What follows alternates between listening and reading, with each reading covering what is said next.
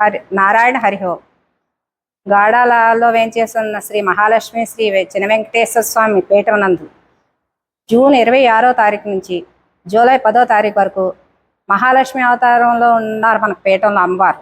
కానీ వారాహి అవతారంలో మనకు దర్శనం ఇస్తారు ఈ 14 రోజులు కూడాను. మనం ఈ 14 రోజులలో కూడా విశేషమైన పూజలు, విశేషమైన అభిషేకాలు, విశేషమైన జపాలు, హోమాలు అన్నీ జరుగుతాయి. మనకి ఏ ఇంట్లో ఏ మనకి చింతలు ఉన్నా కూడా చింతలు తీర్చే తల్లి ఈవిడి.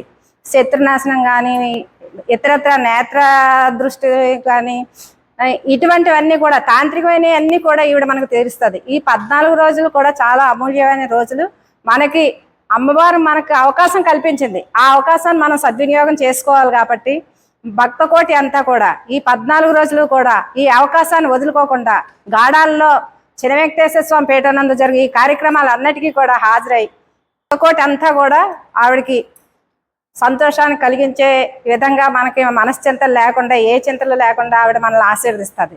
అందులో చాలా మంది భక్తులు ఉన్నారు. మేము గుడికి వెళ్ళింది కూడా వారాహి నవరాత్రుల్లో వెళ్ళాం.